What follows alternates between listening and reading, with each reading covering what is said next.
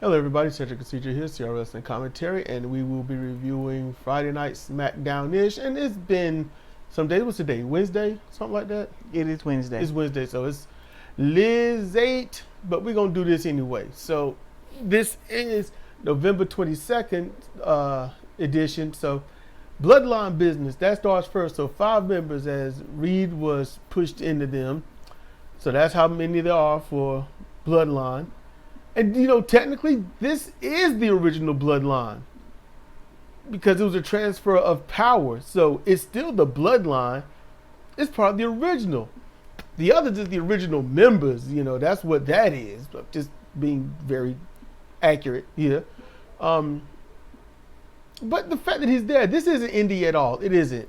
The aspect is a little boring with the prospect of Seth Rollins joining to continue that feud, but nope. Nope, don't have to worry about Seth right now, but you'll have to worry about him at, I guess, the pay-per-view or the premium live event, whichever is going to be. So it seems that it just seems like others just weren't ready in management's eyes, or they needed something last second and threw him in there. There's some reason to throw him in and not Seth. They chose somebody better, but we'll get to that later. So Solo wants Salt Lake City to acknowledge him. They boo. He talks up War Games. Solo is trying to have some of his natural personality on a heel status. If you watch him, very, how can I say, a little bit flamboyantly verbose. It's just the way he's being. Like, what you gonna do? And getting a little laugh, being a little troll like that. He's trying to have some of his own, but he also got to rein it in, and he's doing it. So he's learning control, learning himself. That's good.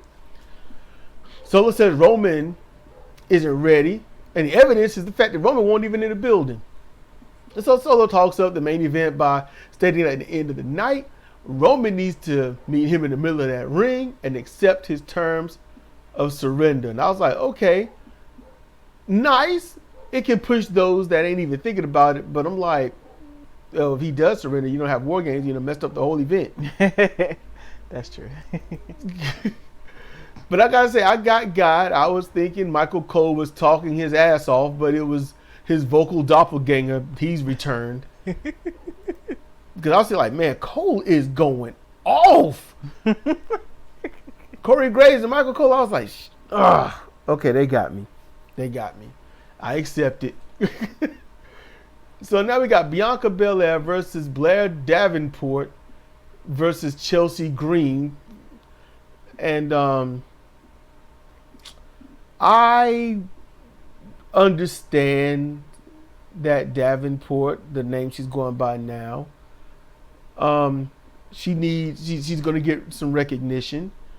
She's going to get, well, a following maybe, but there are people who's watched her in Stardom and in I think a few New Japan appearances. They are not going to be happy with how WWE is using her. But she looks good. Her ring attire is good. She knows how to wrestle. It's just, you can look at her. You can look in her eyes and look at her expression. She's not allowed to have a personality. That sucks. You can see it. In Stardom, you could see her personality. When I saw her in, I think it was a clip with Ring of Honor, she had personality. With this, you could tell, nope. So the way WWE has used these females, if Bianca wins, it should be over Blair. If Green wins, it would be a heel finish over Belair. Now that was my assumption. So I did a lot of skipping because I wasn't going to watch this because it's going to be some gymnastics. It's going to be some cooperation in lots of areas, and I didn't want to see that. So near the end, they showed Jade laid out on the car hood like a broken Family Guy character. Yes. All she was missing was the arm tucked back behind under her back. Bianca has to make a choice and goes to her partner. I found that stupid. Look, this is for the United States Championship, right? So what in the world? So why not have her kick it into high gear, beat on someone while taking clear glances at the scene, get the win, and run out? Why not do that? Anyway, at least there's a dent in the hood of the car. The windshield's cracked, so that's good. Shows that something happened. This throws things off as Blair has a decent chance to look good. Yeah, Chelsea pins Blair. Now I see where Blair ranks on the roster. She got pinned by Chelsea. And it looked bad. It did not look convincing at all. So I can see in the future Bianca using this against Jade. I came to your rescue. I gave up my chance at the title. Yada, yada, yada. And it's like, you didn't have to. And she's going to make her sound like a jerk. So both of them going to sound like heels. I gave up my spot. Well, I ain't asked you to. All right. Well, now both of y'all are bad girls. Then back from the break, Bianca runs up asking what happened to Jade. What happened? What happened? I'm like, shut up. You know you wouldn't be like that. You wouldn't run up in your wrestling gear. Oh my God, my friend. No, you go up. Hey, what happened? What happened? Who did this? Did you see anything? Did anybody see anything? What happened? Check the cameras. She looked frantic like her child was floating down the river. Oh, no. And then after all that, she don't even care and tells the others, look, you don't worry about it because she's my partner. How you gonna ask me what's wrong? All frantic and be like, shut up. What's wrong? What happened to her? Mind your business. Yep. So the United States title match, LA Knight versus Santos Escobar. So Escobar C. No. Anyway, Nakamura cuts a pre-recorded caption promo citing Knight is afraid and the beginning of his end is here. I like his delivery. I like everything about it. I don't even mind the subtitles. I don't mind using my education to read. It's just, we've been here before. We've been here. This is a tired hack storyline. But, okay, Nakamura can get away with it a little bit. So, I had to know, this means Escobar will fail again. Because Nakamura's like, yeah, it's going to be you, Knight. And so this is a U.S. title match. This exposes that Escobar's going to lose. You just can't do this. Anyway, so this means Escobar will fail again. So Nakamura can be a real threat or actually win the belt. So Knight can have someone to rival that could be worth a damn. I've not seen how WWE has used Nakamura in a while, so it'll be all new to me. Y'all can smart me up if you need to in the comment section if you care to. Yeah, I forgot he was there. I really did. I saw him not long ago talking about I'm going to turn this place upside down or something. And then I forgot because they didn't show him. But it was a match. It was all right. It was pretty good. The same way it went before. Knight countered and halted the double jump elbow drop to look at Nakamura standing at the entrance. And I was like, look, he ain't in the ring. Why are you stopping? Why he ain't there. Stop, man. Just jump, fool. You up top. But then, Knight hits his finish anyway, gets the pin. Nakamura attacks Knight, leaving him laying. He messed him up. Looked pretty good. So, all right. Backstage, Gargano tries to convince Motor City Machine Guns, MCMG, that Ciampa is a good guy and they can solve this with a title shot. All I gotta do is go talk to all this. We can make things right. Street Profits come in and says Champ is a bad dude, and this is after slapping the Champs after the bad dude cost them the match. Street Profits look like bitches doing that. I mean, that's like somebody attacking your country and then the country go after somebody else because that somebody else is weaker. Yeah, that didn't look good. It's not a good look. It's like in Boondocks, Huey slapped Granddad. Granddad's like, Huey can mess me up, so he slapped Riley. Like, damn it, boy, and slapped Riley. I was like, what in the world? Like, you gonna sit there and cheap shot me after I try to help you, and now you gonna warn me? No, I don't trust neither one of y'all. Y'all crazy. So now the original gangster bloodline, they walk in the halls and people start cheering. They got OG bloodline, original gangster bloodline. So, I mean, you know, I'm not going to change that. OG, original gangsters. Yeah. So all this has Nia Jax, and she knows nothing about what happened to Jade. Nia doesn't know, and all this spots Cody, goes to him. Cody plans to confront Kevin in the ring. All this says no one's seen him, and Cody's like, I'm not falling for that. You don't need to fall for that. So he goes out to the ring.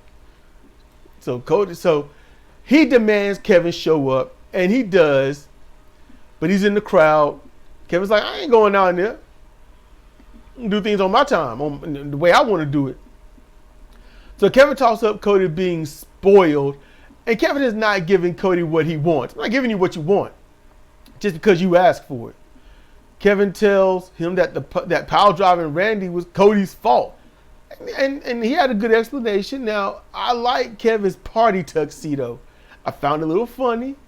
You know, it was a glaring insult to Cody. I don't know how many people caught that. That was just, he was picking on Cody with that. So I'm gonna be honest with you, it sounds to me that Kevin Owens is a Jim Cornette fan. Because it falls right in line.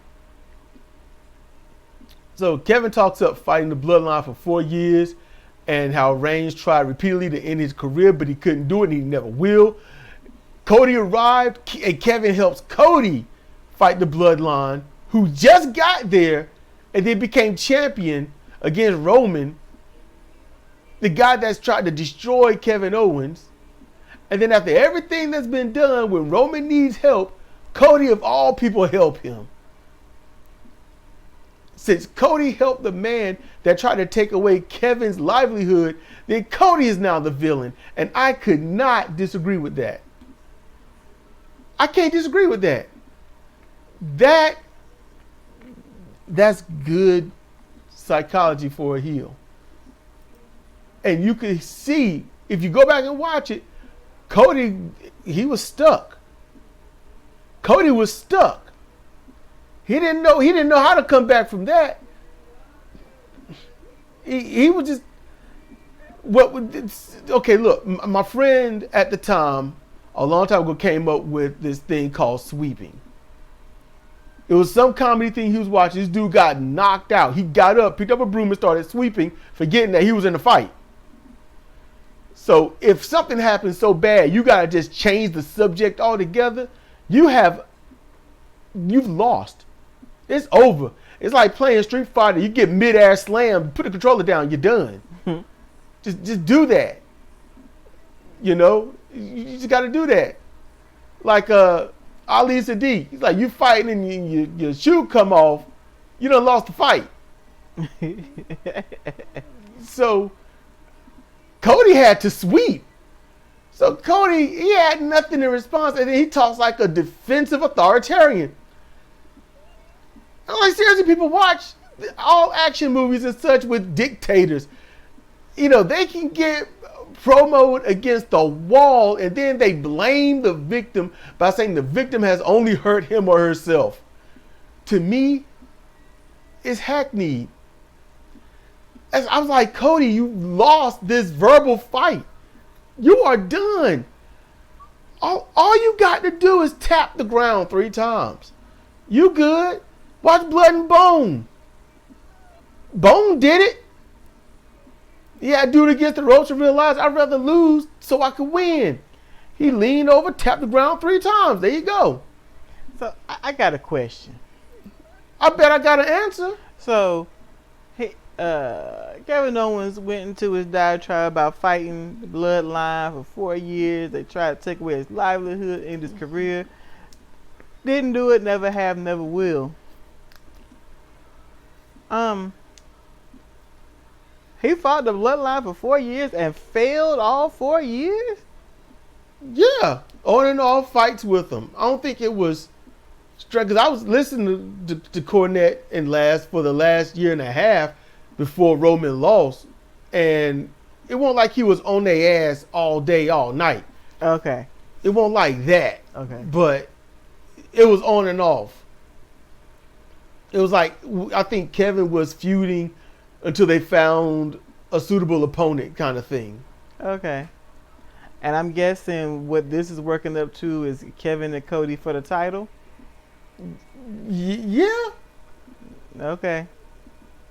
And that's mentioned in this. Okay. So anyway, but I wrote anyway, and you just happened to cut me off after hackneyed. Anyway. When you got to hack knees, you got to. That's some hackneys. So Cody, he talks up Kevin having so many accomplishments, but only Kevin has held Kevin down. Kevin at this point, he was looking like, man, I'm pissed off.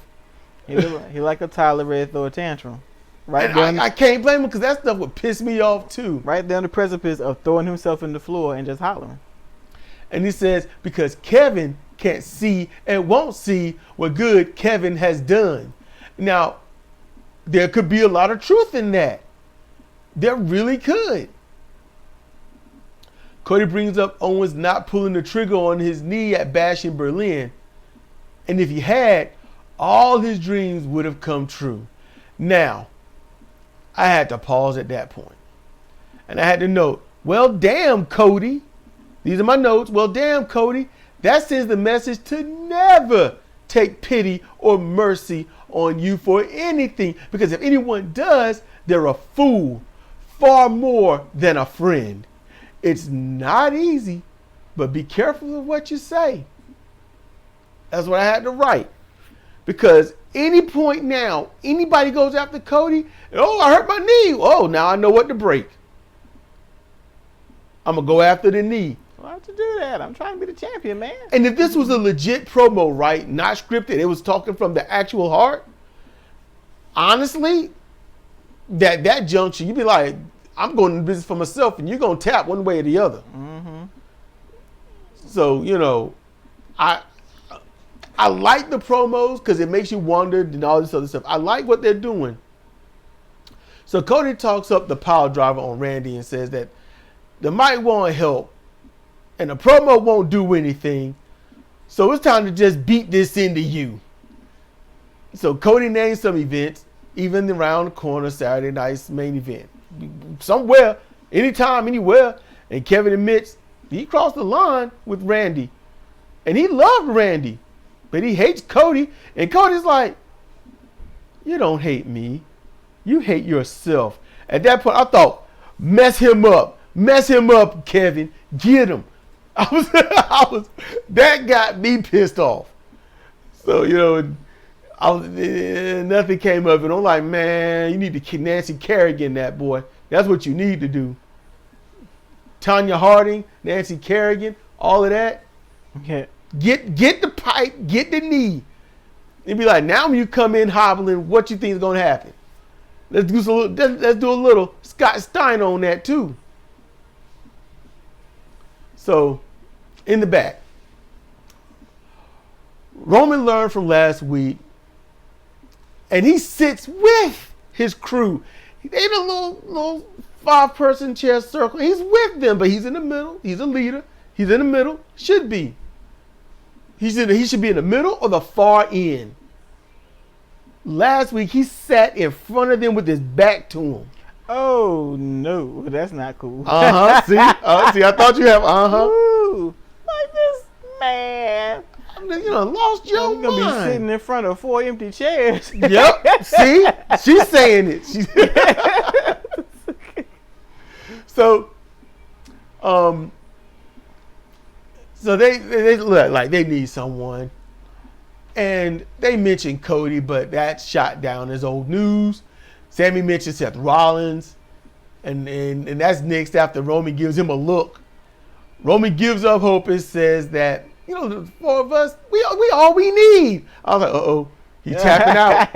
We're all we need. We gonna die together. I'm like, you gonna die together. You gonna die I ain't going out there. And Jay, who because of Pokemon, all he says is, yeet. It is what it is. We can do the damn thing. Yep. And then Sammy, he's like, so what's the plan? Roman's like, I don't even know. That's what he says. He says, I don't know. I was like, oh, it was like Speed. Look, just sit here and look whip. That ain't gonna be too hard. Roman looked messed up like I got nothing left. I can't go home. Wow, he said, I don't know. Dang, that's bad. So don't rally the troops too much.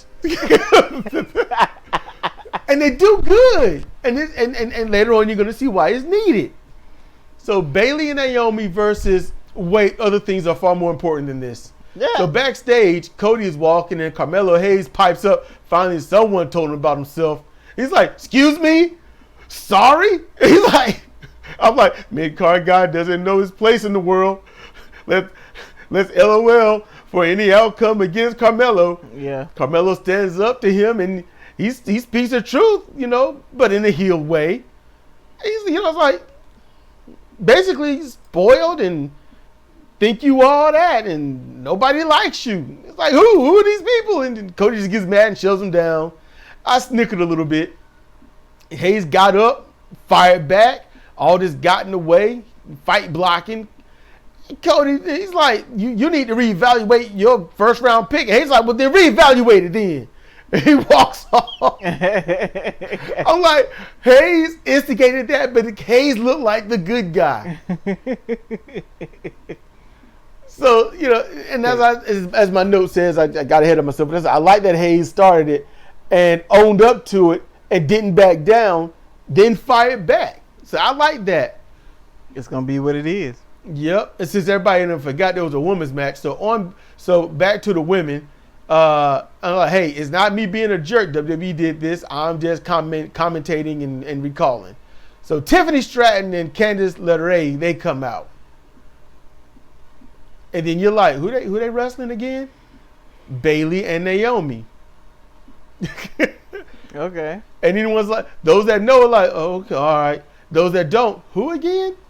So the match ends with Naomi reaching for a tag and Nia jerking her off the apron, forcing a win via the disqualification. Bayley gets beat on by the heels. Io Sky runs in. I was like, who in the hell is this? She runs in and beat on the tag team heels until Jax blasts her from behind. Raquel, someone kicks Sky, and then Liv Morgan joins. And then music hits and the fans lose their damn minds. It was like, poof, I was like, oh crap, what's going on? And then they show all this purple, and then they show this person in all black with this black mask on. I was like, oh my goodness, it's a devil. And then Rhea Ripley is her, so she comes to the ring and she beats up everybody. And then I got to be honest with you, I got goosebumps on my legs though on that one. I was like, and it won't hurt because I don't really give a damn. But what? I don't. I'm just not. I'm not a mark like that. I respect talent, work ethic, in-ring ability, promos like Jacob Fatu. That's what I mark out on. I can't. You know, Mark Briscoe. I can mark out on him. Jay Lethal, Jeff Jarrett. You know, someone like Kurt Angle, Kevin Nash, Samoa Joe, stuff like that. Are there any women that can give good promos? Huh? Are there any women that can give good promos? There was either Amazing or Awesome Kong. She could. Like good promos, right? That's what I said. Yeah. Maybe you got nothing, huh? Jacqueline, she was real good. Yeah. I mean, she wouldn't get your blood pumping, but when she was dictating stuff, she was there. Victoria, she was good. Molly had in-ring, but not promo. Who was the one that whipped Stratus into shape? She was whooping up on her for months. Jazz, there you go. Jazz was good. Yeah. So it's stuff like that. So no one current is what you're saying. Okay. Rhea Ripley, good promo, good in-ring work, good upper body, great presence. She's got a great wrestling package. She's good. It's just that, how can I say this? I can't mark out because somebody come out to the ring. That's their job. They're supposed to be there. You see what I'm saying? Yeah. I just don't mark out like that for that. You gotta earn my markness. You gotta earn it. And I try to just be a mark. I don't want to just sit there and let me look through wrestling and see everything exposed. No. I want to just sit back and forget that this will work. It's just Rhea, the music hitting. They see him walking down the hall and they screaming. I'm like, they're just walking in the hall. Well, they type on X now. I just took a shit. They're going just scream and yell. Yay! It's like, wow, what? Oh crap, they did that. Like, yeah. Oh, I just saw text. I was just marking out that they had text. That's what that technically translates to me. So I just don't give a damn. All right. If I see Samoa come out, I'm all like, man, cool, there you go. I'm not gonna jump and scream. I see them grown ass dudes jumping and screaming and crying in the crowd for someone just coming to the ring. I got a bridge to sell them. That's all I'm saying. So, I mean, she made a good impression, but I was like, why is she doing this? That's where I was. Why is she doing this? It's Survivor Series. So, everyone's got to do their thing. It's closing. They got a lot of go-home shows. They got to do that. It's pretty much a go-home month where they got to build everything up and make a crescendo. Next is Montez Ford versus Tommaso Ciampa. Ciampa looks like a full-blown super heel. They need to use him as such. That's what they need to do. 4 wins when he should have been knocked out. 4 jumped at him and caught a knee. It should have laid him to the bone. He should have just been laid on the mat, 1, 2, 3, or the ref wave it off. And when he won, he looked like he was almost on Dream Street. And it looked almost like a shoot. So, everything can look like a work, and it don't. There's time when people fall down, they smack the back of their head, but you can't tell. Mm-hmm. And you wonder why they get up all loopy. It's like, you didn't even do anything. You just fell, you hit your back, it was nice. Get up. It's like, nope, oh crap, why you bleeding? Because I hit my head, stupid. That kind of thing. So Ciampa attacks Ford. Dawkins attacks Ciampa. Gargano tries to calm things down. Ciampa blasts Angelo, and then Gargano tries to talk to Ciampa, who shoves him to the ground. Motor City Machine Guns come out to aid Gargano, and Ciampa asks Gargano, whose team are you on? I'm like, you just shoved me down, and you asking whose team I'm on? Yeah, that doesn't make sense. I'm like, come it's like on. cheating on your wife and then asking her where her loyalties lie. Really? My loyalties? Really? I don't know where my loyalties are, but I know where the lawyer is. So now we're going to get to the main event. It's bloodline business. So the bloodline come to the ring. And then Unit B comes to the ring. Unit B. The original gangster bloodline. That's Unit B now. Just be honest. That's Unit B. At least Sikoa had on all black. Yes. Sikoa's looking good. Still got that dumbass blonde in his hair, but he's still looking all right. In any case, so original Gangsta Bloodline, they come to the ring. They get in. Tama Tonga is hyping it up. Yes. He is jaw jacking. All right. Solo, I don't want to fight. I still love you, Roman. I still love all of you. If you just join my bloodline, we can run this company for decades. I was like, that's a tempting offer. Mm-hmm. But you know why it don't work, right? Roman's like, I don't care how far I fall, I will not be second to you or anybody else. Yeah. That's all it is.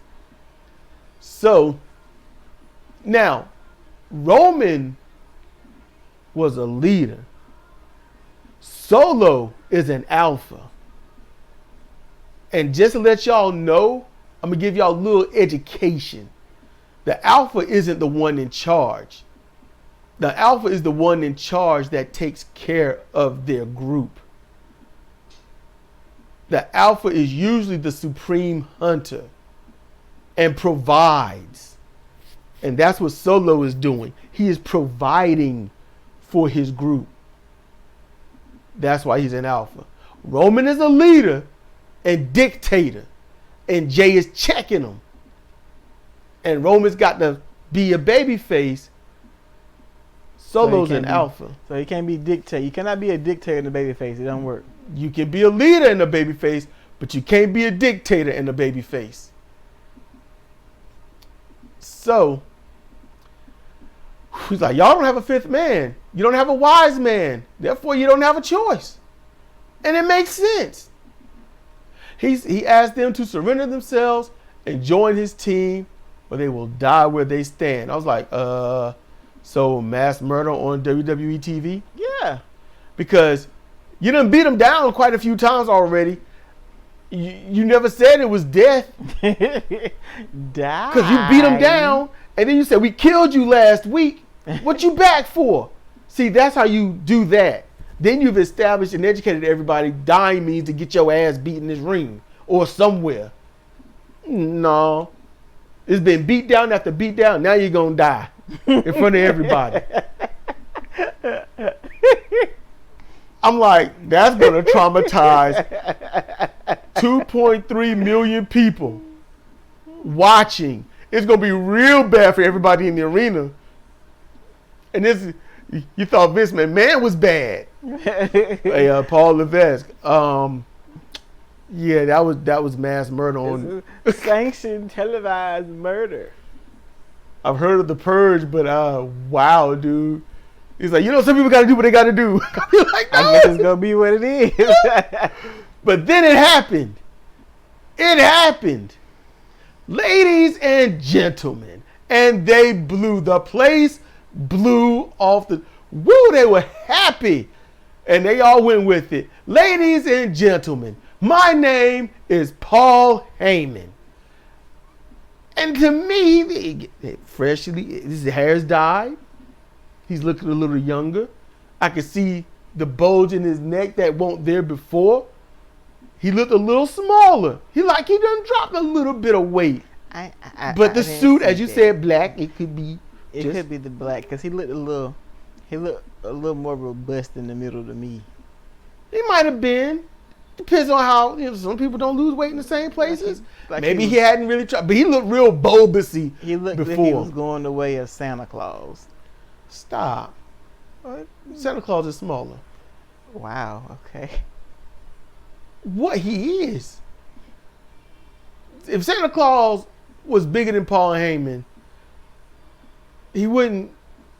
No, he'd only have to use the mall with the double doors. He wouldn't be able to do anything else. Wouldn't go down chimneys? No, he wouldn't. So Santa is really real thin. You wonder, what's all these bricks on the ground? We had to get in the house somehow. That's what would happen. Be what I was told when I was a kid. He got a key. How you get this, man? I don't know a key to the house, and I ain't even got one. He got a key. That's how we get it. It's like, look, I'm giving free gifts. I get what I want. That's true. So, Paul reminds the fans, They was put through a table back to Madison Square Garden. And he says the math don't, he said the math doesn't commute with me instead of compute. But hey, there's a lot of words. There's a lot going through his mind. It's fine. It's okay that he can make an error. Everybody can. It's all right, man. Math don't travel. It's cool.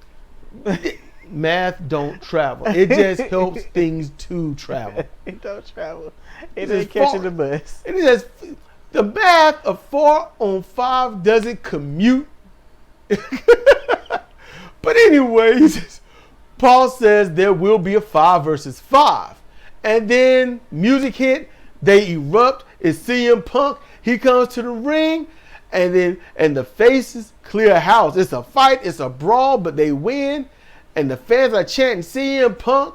Roman and Punk stand in the ring and gains the chant of "This is awesome" just by looking at each other. Yeah, man. They on the same side. Punk music plays while Roman is not so happy with Punk. Maybe y'all look, anyone listening, y'all gonna have to smarten us up on this, because Punk was gone from WWE for a decade. Okay, well, for 7 years before he went back and he started AEW. He started on the high level independents. Yeah. And then he goes back. So that was 10 years from WWE. All right. Roman Reigns was, I think, there before Punk left, but he didn't start his stuff. Punk was gone when Roman became champion. So what beef could they have? You know what the beef is? You with my wise man. I don't like that. You think you cute. Or I don't want anybody on this team that's bigger than me.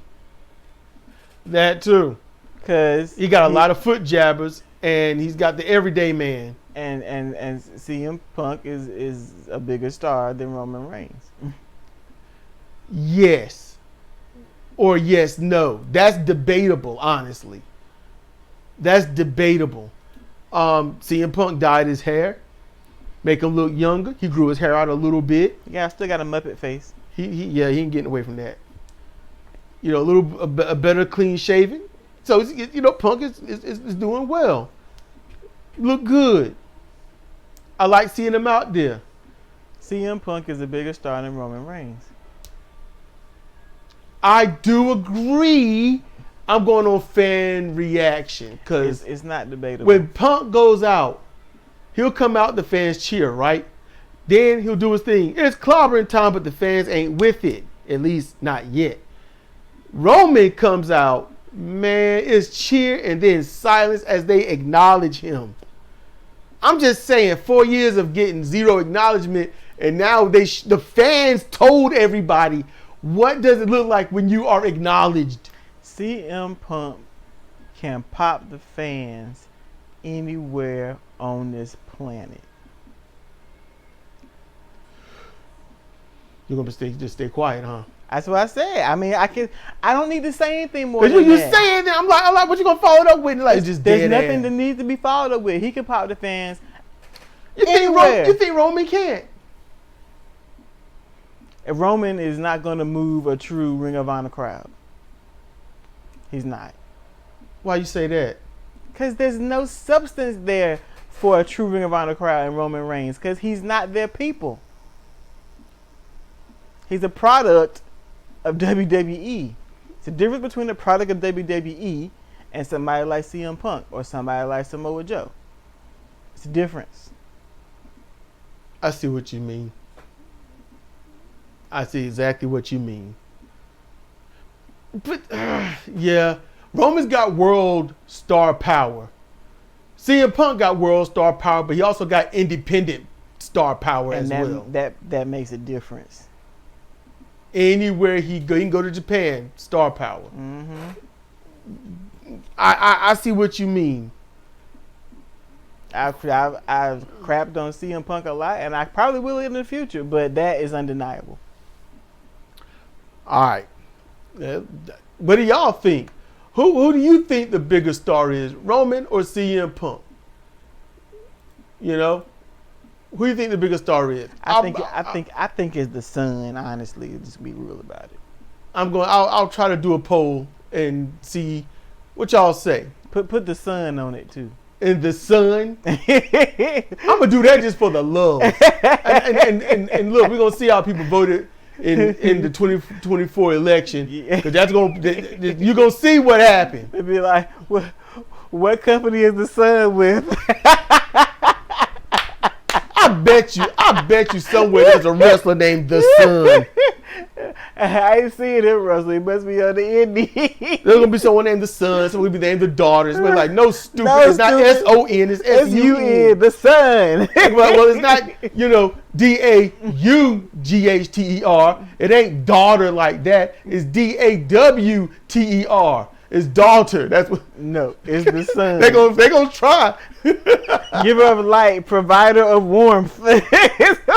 Daughter. It's like nope. Oh gosh. Daughter. That's gonna do it for us.